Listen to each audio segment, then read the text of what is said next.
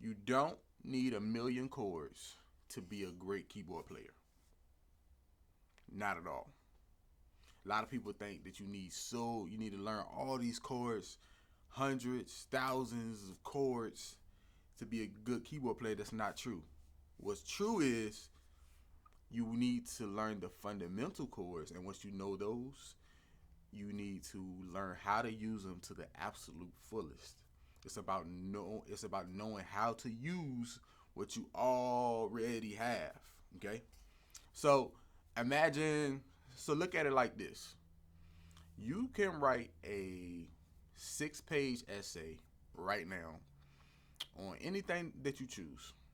Any topic that you feel comfortable with writing. A 6-page essay. You don't need to know every word in the dictionary to write a 6-page essay. Okay? You also don't need to know every road in America to drive from Virginia to California. You know what I mean? So, thinking that you need to have everything to be effective is not true. You need what you need. You need to know how to maximize. So, check this out. It was back in, I think, 2009, I think.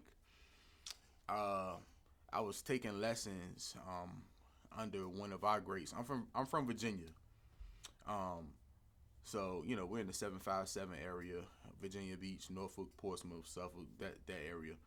So I was learning from one of the best keyboard players slash organists in our area.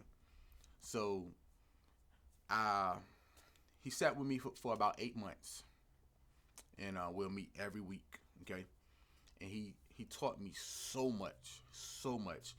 In fact, I'm so grateful that I had that experience with him because he changed my playing to a whole nother level. And what's crazy is all of those lessons, every week for 8 months, all of that training, all of that information, all of that knowledge, he only taught me one new chord, which was the tritone. I didn't know the tritone, so he taught me the tritone. Okay, and what's funny is all of that instruction, all of that information, all of that wisdom and knowledge that he would give to me every single week for 8 months. And with the exception of the tritone, I really didn't learn any new chords. Why is that? The reason is he taught me how to play what I already knew. He taught me how to use what I already knew to the fullest. Okay? So that's what it's about. It's about learning how to use what you already have. Now, don't get me wrong. There's nothing wrong with learning new chords. I'm not saying don't learn new chords. I'm not saying I'm not saying don't be fancy. I'm not saying, don't learn this, that, and the third. But what I am saying, you could be as fancy as you want. You can learn all these great phenomenal chords if you want. But that means nothing if you don't have the fundamentals and you don't know how to use the fundamentals to the absolute fullest. Because truth be told, you can listen to any great musician and they can make the fundamentals sound like, a masterpiece. Okay? Because they know what it is, they know how to use them. So, let's break that down real quick. How can I show you? How can I show you how to play 3 times the chords instantly? How can I show you how to instantly play 3 times more chords? All right, let's get to it. So, number one, sounds really simple, sounds like common sense, but common sense is not always common practice. Number one is you have to know the chord. Know the chord that you're playing. What chord are you playing? I'm going to start with C major because that's a really common chord. I feel like everybody can relate to that. If you don't know your chords yet, if you don't know your notes, you need to know your notes first. So, let's start with C major chord. So, C, E, G. So, one thing about playing chords is a big mistake I learned, a big mistake I made, real big mistake I made when I was younger is I would play random things, and sometimes I would play chords I didn't know what chords I was playing.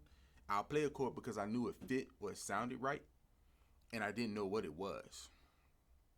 So always know the chord that you're playing. Never, ever, ever play a chord and you don't know what it is.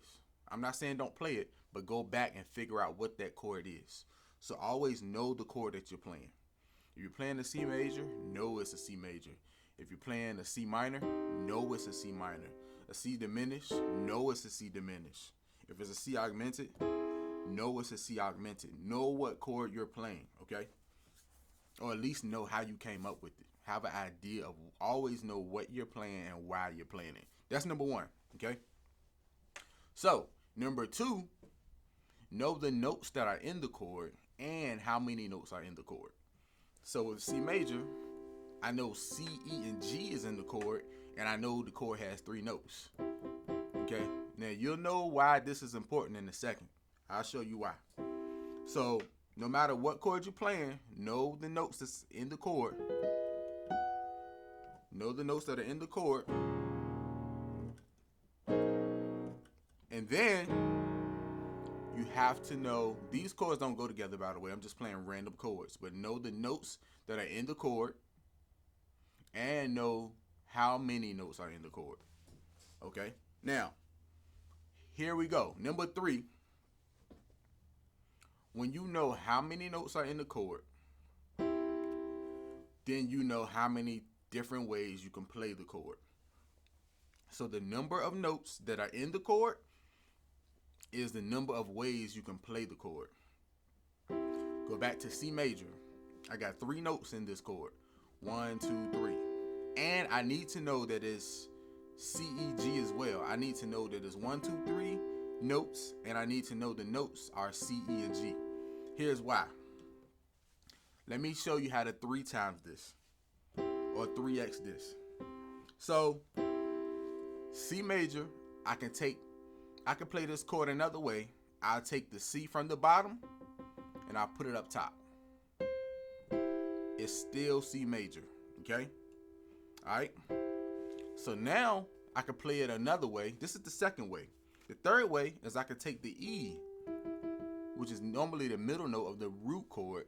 Take the E from the bottom, put it up top. And that's still C major. So as long as I have the notes C, E, and G, I can play it like E, G, C or G, C, E. Okay?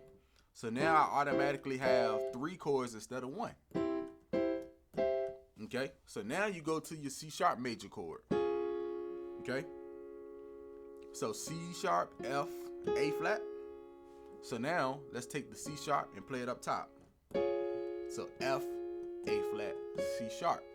Okay? So now let's take the F and put that up top. So now A flat, C sharp, F.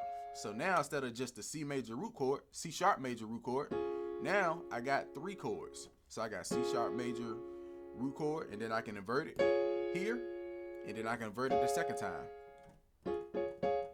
So now if you go back, let's go back to C major. See? Instead of just C major and C major root chord and C sharp major root chord, now I got 6 chords. And do the same thing with D major chord. Okay? D, F, sharp, A. Okay? Take the D and put that up top. So now I got F sharp, A, D. So now I'm going to take the F sharp and put that up top. A, D, F sharp. So now I'm up to 9 chords. So instead of just having 3 chords, which would be C major, root chord, C sharp major root chord, and D major root chord, now I got 1, 2, 3, okay, 4, 5, 6, 7, 8, 9. That's 9 chords now. That's how you 3x your chords, okay? Know your inversions. And the way to know your inversions, just a recap. 1, know the chord that you're playing, okay? Secondly, know the notes that you're playing in the chord and know how many notes are in the chord. And then third, learn your inversions. The number of notes that you have in the chord is the number of ways you can play the chord. And it's not just for triads, okay? You can also do this with 4-note chords, okay? And you can also do this with 5-note chords, okay?